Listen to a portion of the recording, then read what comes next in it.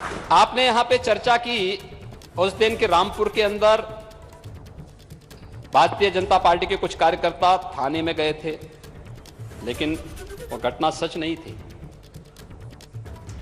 लेकिन हां, बहुत सारी चीजें ऐसी हैं जो यहां पर एक पर्चा लहराया गया था और ये कहा जा रहा था कि जो बेसहारा गौवंश है उसके द्वारा कैसे प्रदेश में मारा जा रहा है, उसका उल्लेख। महोदय, वो चित्र कहां का था? तमिलनाडु का। तमिलनाडु में जल्ली कुट्टू एक खेल होता है और उस खेल में लोग बैलों की रेस लगाते हैं और उसके बाद उस खेलते हैं। उसी में बहुत बार ऐसी स्थिति पैदा हो जाती है कि जानलेवा हो जाता है। वह चित्र वहीं का है, लेकिन यहां पे लहराया गया प्रदेश को बदनाम करने के लिए। यानी राज्य का अपमान कैसा हो, इससे कभी ये चीजें मैं देख के ताज्जुब करता हूं कि इसको यहां पर कैसे वो किया जाता है। संभवतः उन्नाव की घटना हम अभी भूले नहीं होंगे। सपा नेता के प्लाट में गड़ी मिली दलित लड़की की लाश। ये सच था ना? उन्नाव तो ही बगल में है। और ये उन्नाव के अंदर समाजवादी पार्टी के नेता के प्लॉट में उनके द्वारा इस घटना को अंजाम देने की बात सामने आई थी। ललितपुर में एक नाबालिग बालिका के साथ एसपी नेता के द्वारा दुष्कर्म की बात सामने आने पर फिर उसकी गिरफ्तारी भी हुई। ये बात भी सबके सामने है। यही नहीं,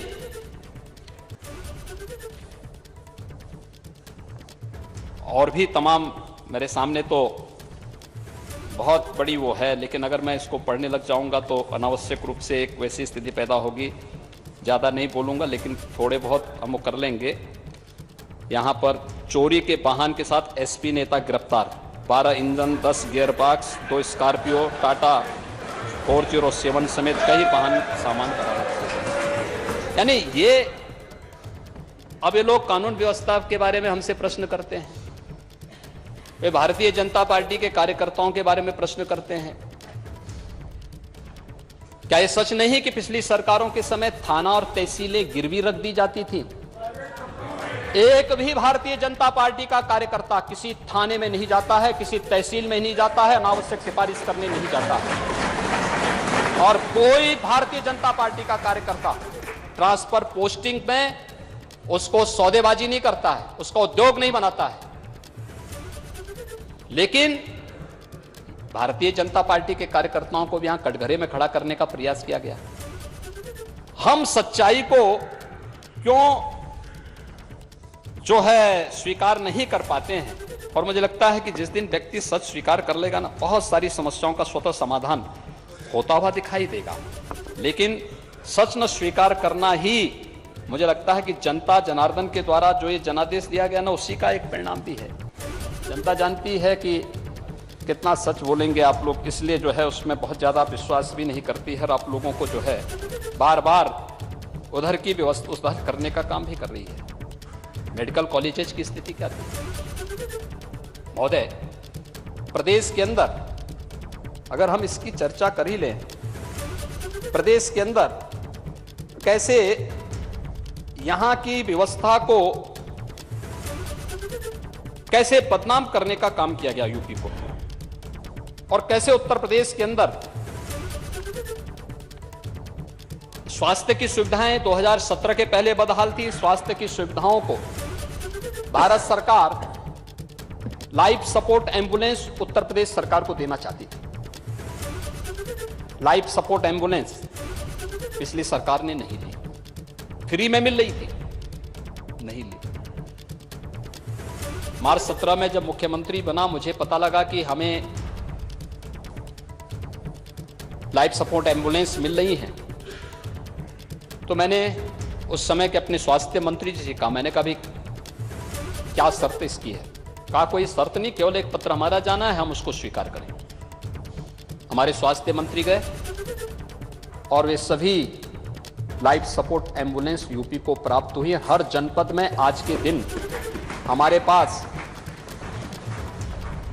बड़े जनपद में 4 से 5, छोटे जनपद में 2 से 3 life support ambulance Uttar Pradesh के अंदर मौजूद हैं। उनकी कीमत को हम लोगों ने कोविड कालखंड में पहचाना है कि क्या उसकी कीमत होती है, उसका महत्व क्या होता है, वह भी हम लोगों ने प्रदेश के अंदर देखा। दूसरा, इससे ज्यादा प्रमाण और क्या हो सकता है कि प्रदेश ने अपने यहां जो लक्ष्य इस दिशा में प्राप्त किया है। मैं अभी भारत सरकार के कुछ डाटा देख रहा था और मैं इस चीज को देख रहा था कि कैसे उत्तर प्रदेश ने स्वास्थ्य सूचकांक में एक बेहतर स्थान प्राप्त किया है। खासतौर पर एनएफएचएस के जो 4 की जो तुलना में एनएफएचएस की 5th में जो संस्थागत प्रसव की संख्या है वह 67.80% से बढ़कर के 83.4% हुई है और यह राष्ट्रीय औसत में जबकि यानी इस दौरान मात्र 9.67% की बढ़ोतरी हुई उत्तर प्रदेश में। इसमें सर्वाधिक बढ़ोतरी उत्तर प्रदेश के अंदर हुई। टीकाकरण में बच्चों के टीकाकरण के लक्ष्य को भी उत्तर प्रदेश ने बेहतर तरीके से पूरा किया और उत्तर प्रदेश ने जो हमेशा उत्तर प्रदेश में लिंगानुपात को लेकर के तमाम हमारे जनपदों पे आरोप प्रत्यारोप लगते थे, उसको भी बेहतर करने का कार्य किया। ये चीजें दिखाती हैं उत्तर प्रदेश के अंदर मैटरनल एनीमिया में, संस्थागत प्रसव में, शिशु मृत्यु दर में और सभी अन्य मानकों में विगत 5 वर्ष के अंदर अभूतपूर्व सुधार हुआ। आजादी में 1947 से लेकर के 2017 तक प्रदेश में राज्य सरकार के स्तर पर मात्र 12 गवर्नमेंट मेडिकल कॉलेज खुल पाए थे 70 वर्षों में और 17 से लेकर के अब तक हम लोग 33 नए मेडिकल कॉलेज का निर्माण या तो कर चुके हैं या प्रारंभ कर रहे हैं, चल रहा है, उसमें कार्य चल रहा है।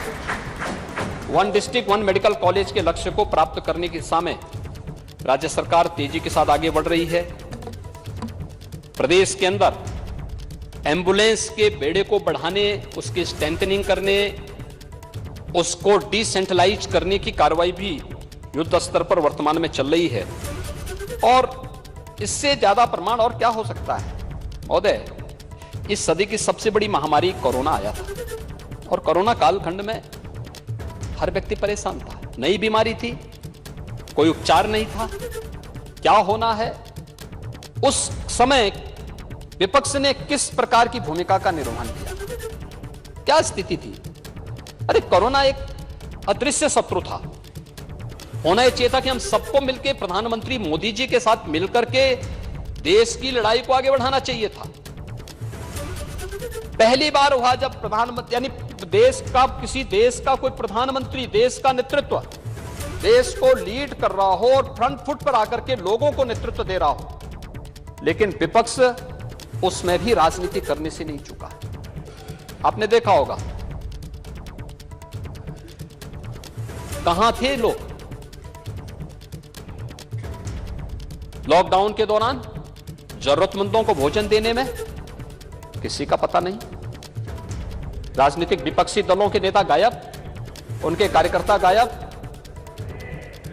अकेले भारतीय जनता पार्टी थी जिसने प्रधानमंत्री मोदी जी के निर्देशन पर उस समय एक अभियान छेड़ा, सेवा ही संगठन है, यानी सेवा को संगठन मान करके हम सेवा करेंगे, अपनी जान की परवाह नहीं करेंगे और सेवा ही संगठन है। भारतीय जनता पार्टी का कार्यकर्ता, विचार परिवार का कार्यकर्ता, राष्ट्रीय स्वयंसेवक संघ का कार्यकर्ता एक एक घर में गया, एक एक व्यक्ति को सहायता देने में उसने किसी भी प्रकार की कोई कोताही नहीं बरती, कोई भेदभाव नहीं किया, हर एक घर तक पहुंचा था। और सरकार भी उसी आधार पर प्रधानमंत्री मोदी जी के नेतृत्व में काम कर रही थी। महोदय परिणाम आए। मैं कुछ डाटा दे रहा हूं और नेता प्रतिपक्ष अगर उसको नोट कर लेंगे तो अच्छा होगा कि ये चीजें उनके लिए बहुत महत्वपूर्ण होंगी। आप प्रोसीडिंग का हिस्सा ही मंगा सकते हैं, कोई दिक्कत नहीं है, लेकिन मैं चाहूंगा कि नोट करेंगे तो एक गंभीरता बनेगी, लोगों को सुनने में अच्छा भी लगेगा। देखिए, उत्तर प्रदेश की आबादी 25 करोड़ है। आज कुल एक्टिव केस कोविड के आए हैं 127। अब तक उत्तर प्रदेश में कुल रिकवरी हुई है 20,54,935 की, यानी इतने लोग ठीक होकर के कोविड से मुक्त हो चुके हैं, उनको कोरोना नहीं है। कुल मृत्यु हुई है, यानी हमारा जो रिकवरी रेट है वह है 98.8%। कुल मृत्यु 23,519 की पिछले 2 साल से अधिक समय में, मार्च 2020 से लेकर के अब तक। कुल टेस्ट हम लोगों ने किए हैं 11,40,53,968 की। कुल टीकाकरण हम लोगों ने इस दौरान किए हैं वो 32,55,73,442 वैक्सीन भी उपलब्ध करवाए हैं। और आरटी-पीसीआर की जो लैब्स स्थापित की है वो 209 लैब्स इस दौरान प्रदेश के अंदर हम लोगों ने स्थापित की है। आज हम 4 लाख टेस्ट पर डे करने की क्षमता रखते हैं। हमारे पास जो कुल बेड्स हैं 1,61,000 से अधिक हमारे पास बेड्स मौजूद हैं, जो कोविड के लेवल 1, लेवल 2, लेवल 3 के हैं, जिसमें हम कोविड के पेशेंट को उपचार की सुविधा उपलब्ध करा सकते हैं। और महोदय, अगर मैं इसकी तुलना अन्य राज्यों से करूं, यद्यपि ये बेमानी होगी, लेकिन फिर भी मैंने कहा यहाँ पे जो ये कहते हैं कि यूपी में बदहाल स्थिति है, बदहाल स्थिति, तो बदहाल स्थिति इसलिए है क्योंकि विरासत में हमें बदहाल स्थिति मिली। अगर हमें अच्छी स्थिति मिली होती तो हम उसको और अच्छा करते। हमें बदहाल मिली थी, उस बदहाल से उभारने में कुछ तो समय लगता। 5 साल में हमने उसे बदहाली की स्थिति से ऊपर किया। ठीक कहा हमारे डिप्टी सीएम श्री ब्रजेश पाठक जी ने कि जो बदहाल स्थिति हमें मिली थी उस पर हमें शर्म आती है, क्योंकि जो बदहाल स्थिति उस समय मिली थी 17 में, क्या स्थिति थी उस समय? उस समय की स्थिति बदहाल थी और उसी स्थिति पे उन्होंने टिप्पणी की थी कि हमें विरासत में विपरीत परिस्थितियां मिली थी। उस बदहाल स्थिति को उभारने में हमें समय मिला, 3 वर्ष का कार्यकाल मात्र मिला, क्योंकि 2 साल तो कोविड प्रबंधन में हमारी पूरी ताकत खर्च हुई, पूरा हमें संसाधन उसमें झोंकने पड़े। अगर महोदय मैं महाराष्ट्र की तुलना करूं, क्योंकि महाराष्ट्र के इनके मित्र कभी कभी यहां आते हैं, चुनाव में भी सहयोग करने के लिए पहुंचे थे। महाराष्ट्र की कुल जनसंख्या है 12,57,00,000, यानी यूपी की आबादी की आधी। वहां पर पॉजिटिव केस कुल हुए थे 78,83,818। नोट कर लें, हमारे यहां जो हुआ है वह 20,54,935 ये रिकवरी हुई है। और प्लस इसमें आज के जो एक्टिव केस होंगे उस एक्टिव केस को जोड़ेंगे।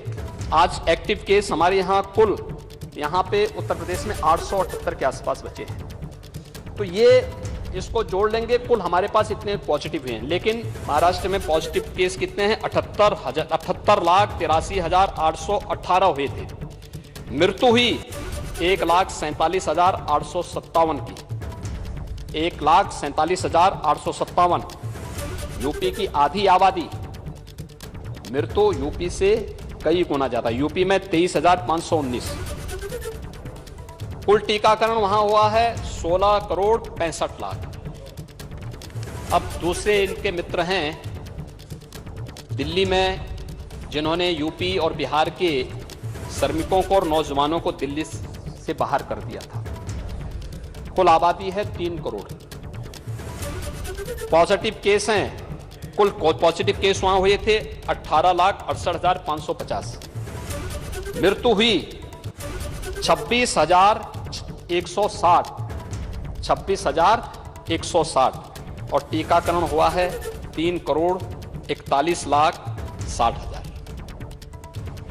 अब दुनिया में भी इनको बताते हैं, जहां से हमारे नेता प्रतिपक्ष आकर के इन्होंने इंफ्रास्ट्रक्चर को देखा है पहली बार, यानी एक्सप्रेसवे कैसे बननी चाहिए, उनको जहां लगता था कि वहां ज्यादा बेहतर है, वहां का प्रबंधन भी देख लेना। यूएस में कुल आबादी है 33 करोड़।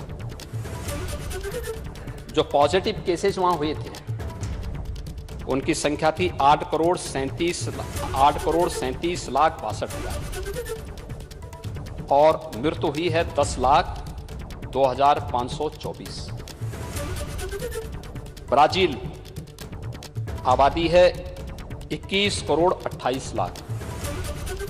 कुल पॉजिटिव केसेस हुए हैं 3,02,52,618 और मृत्यु हुई है 6,62,011 की। महोदय, कोविड प्रबंधन प्रधानमंत्री मोदी जी के नेतृत्व में देश ने अपने सभी संसाधनों को लगा करके पूरा करने का काम किया। जीवन भी बचाना है, जीविका को भी बचाना है। और जीवन और जीविका को बचाने के लिए उत्तर प्रदेश की हमारी टीम ने उस समय जो परिणाम दिए, सर्वत्र उसकी सराहना हुई। हमारे पास जो संसाधन थे उन संसाधनों का बेहतर उपयोग किया गया। हम लोगों ने अपने स्तर पर पूरे प्रयास किए। हर स्तर पर एक एक व्यक्ति हमारे लिए अमूल्य था। आवश्यकता पड़ी हम फील्ड में निकले, कहीं कोई कोताही नहीं बरती। उन सब के प्रति हमारी संवेदना है जिन्होंने अपने प्रियजनों को खोया है। और उस दौरान फ्री में टेस्ट, फ्री में उपचार, फ्री में वैक्सीन, फ्री में खाद्यान्न, ये सभी सुविधाएं भी हर एक व्यक्ति को उपलब्ध करवाने का कार्य भी पूरे देश के अंदर हुआ है और उत्तर प्रदेश ने भी उसका पालन किया गया। ये सभी चीजें हुई। ये अगर इसमें विपक्ष के मित्रगण भी सहभागी बनकर के इस कार्यक्रम में और अच्छे ढंग से आगे बढ़ाने में योगदान देते तो जनता जनार्दन के सामने भी इसका अच्छा मैसेज जाता। उनके मन में भी बात जाती कि देखिए, इनके मन में एक रुचि है, ये लोग कार्य करना चाहते हैं, अच्छा भाव होता।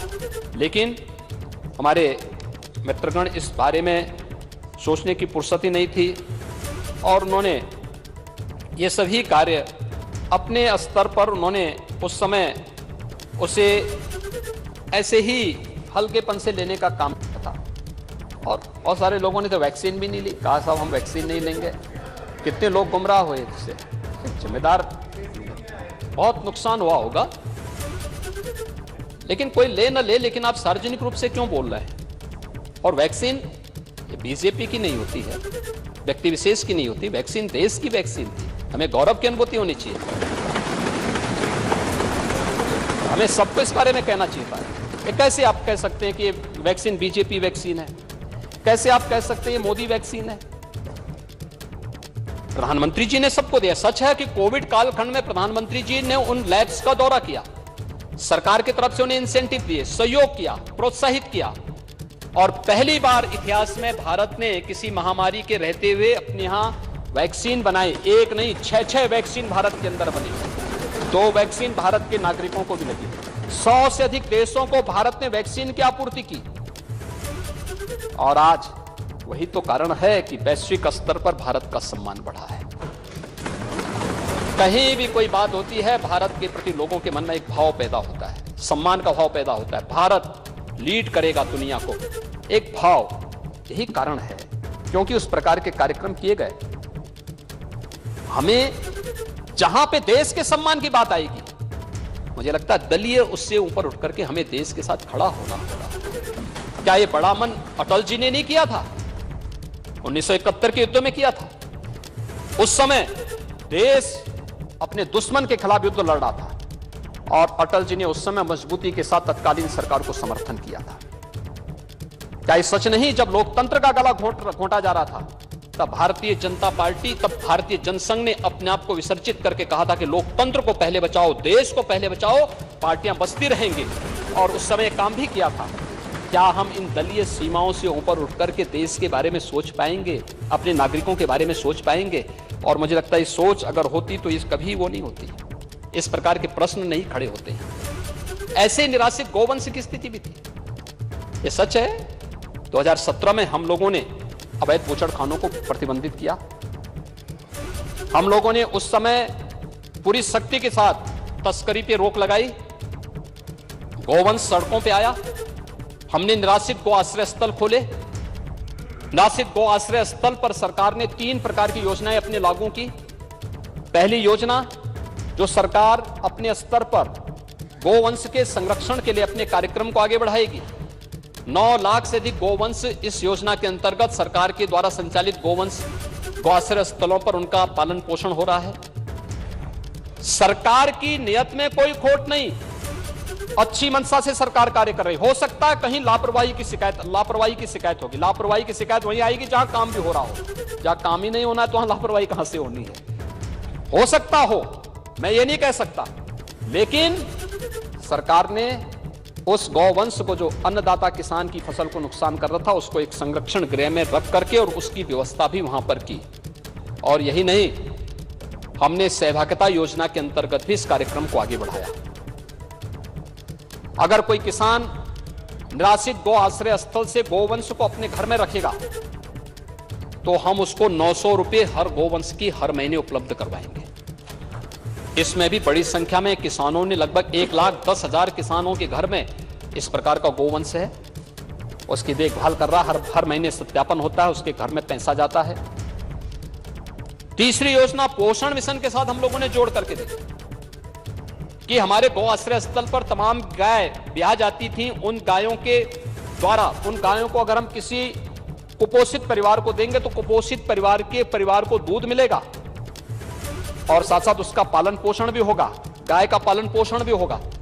और हमने उस परिवार को 900 रुपए हर महीने उस गोवंश की सेवा के बदले भी देना प्रारंभ किया। यह व्यवस्था सरकार के द्वारा संचालित है, पहले से संचालित है, लेकिन सरकार इसको और स्ट्रेंथनिंग कर रही है। गोवर्धन योजना के अंतर्गत आपने देखा होगा वाराणसी में गोबर गैस प्लांट बना करके अब उससे सीएनजी के प्रोडक्शन की कार्रवाई काशी में प्रारंभ हो चुकी है। भारत सरकार के सहयोग से हम निजी संस्थाओं को भी पीपीपी मोड पर हमने इस कार्यक्रम को आगे बढ़ाया है। एमएसएमई के अंतर्गत एक नया प्लांट हम लोगों का प्रयागराज में स्थापित हो रहा है जो सीध तर्ज पर संचालित होगा। और ये प्रयोग मैं तो चाहूंगा, हमारे नेता प्रतिपक्ष बैठे, आपके कन्नौज में भी एक प्लांट हम प्रारंभ कर रहे हैं और पीपीपी मोड पर वो भी आगे बढ़ रहा है और मुझे लगता है आप देखेंगे ज्यादा अच्छा लगेगा। कन्नौज में भी वो कार्य प्रारंभ हो चुका है।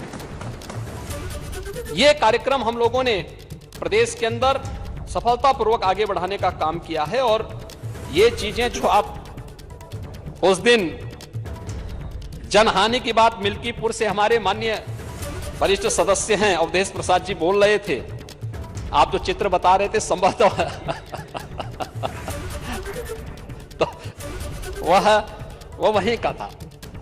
हमने कुछ और योजनाएं प्रारंभ की, आपके उसमें इसलिए आना आवश्यक है क्योंकि मैं आपको धन्यवाद देता हूं कि आपने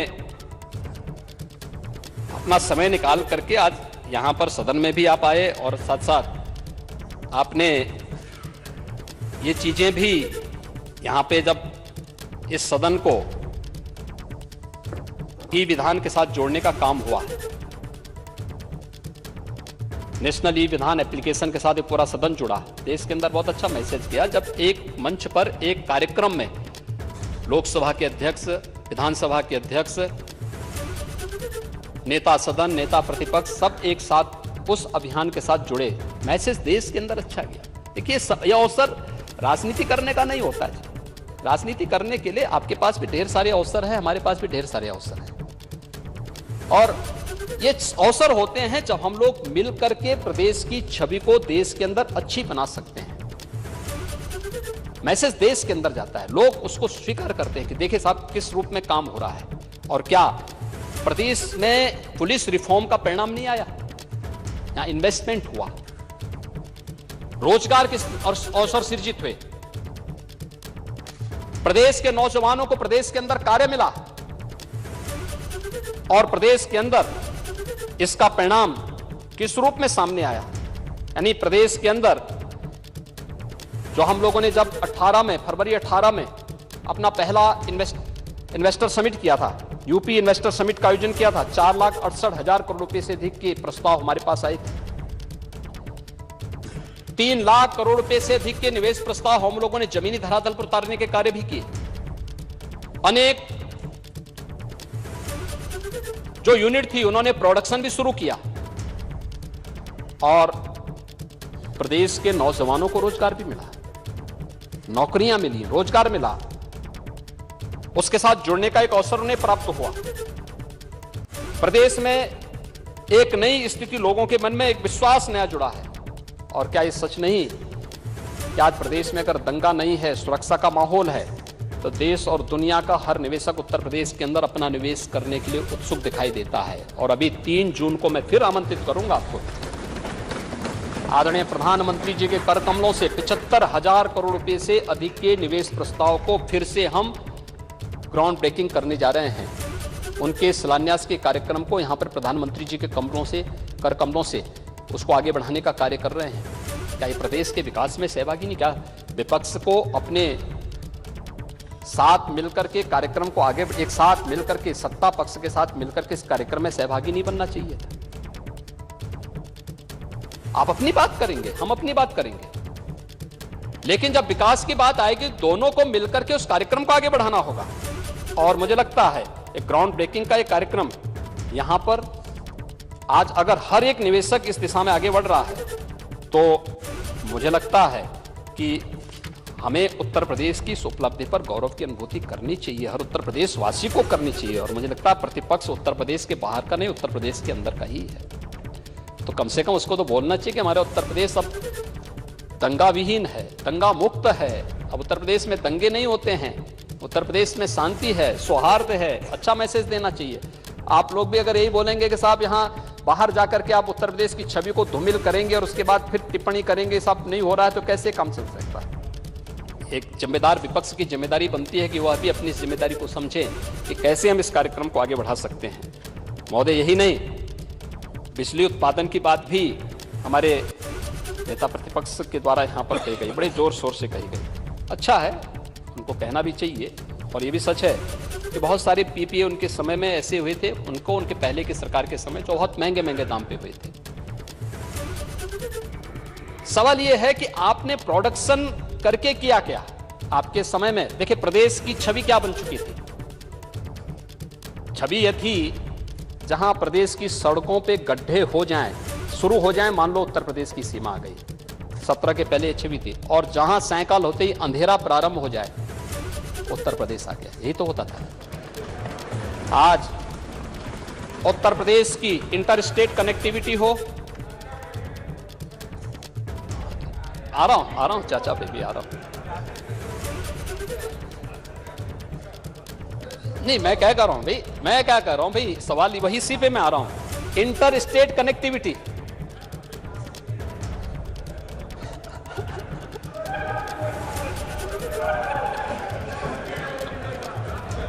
चाचा के नाम पे लोग आज भी इतना कर रहे हैं।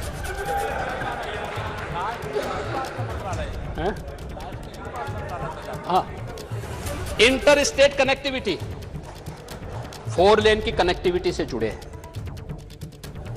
उत्तर प्रदेश के अंदर एक्सप्रेस हाईवे, मैं उस पर बहुत नहीं आना चाहता, अब उत्तर प्रदेश एक्सप्रेस वे के रूप में जाना जा रहा है। और इसलिए मैं कह रहा हूं कि आगरा लखनऊ एक्सप्रेसवे से पहले यमुना एक्सप्रेसवे बन चुका था, और यमुना एक्सप्रेसवे के पहले मुंबई पुणे एक्सप्रेसवे बन चुका था। उससे पहले सरदार अटल बिहारी वाजपेयी जी ने इस देश के अंदर स्वर्णिम चतुर्भुज योजना के अंतर्गत अंतर्राष्ट्रीय मानक के हाईवे कैसे बनने चाहिए, यह इस देश को दे दिया था। मुझे लगता है कि अटल जी के मॉडल को हमें देखना चाहिए। और स्वर्णिम चतुर्भुज योजना के अंतर्गत या हाईवे के हम अंतर्राष्ट्रीय मानक के हाईवे यहां बना सकें, और उस प्रकार के कार्य आजादी के बाद पहली बार हुआ था। और सरदार अटल जी ने उस समय जो निर्णय लिया था, लोग बोलते थे क्या ये हो पाएगा, आखिर हुआ ना। और ये कार्य आज यूपी के अंदर पिछले 5 सालों के दौरान हुआ। कनेक्टिविटी बेहतर हुई, एक्सप्रेस हाईवे बने। पूर्वांचल एक्सप्रेसवे प्रधानमंत्री जी ने 9 नवंबर में राष्ट्र को समर्पित कर दिया है। बुंदेलखंड एक्सप्रेसवे जून महीने में पूरा हो जाएगा, इसका भी लोकार्पण की तैयारी हमारी चल रही है, उसी भव्यता के साथ करेंगे जैसे पूर्वांचल एक्सप्रेसवे का किया गया था। गोरखपुर लिंक एक्सप्रेसवे पर भी हमारा कार्य युद्ध स्तर पर चल रहा है।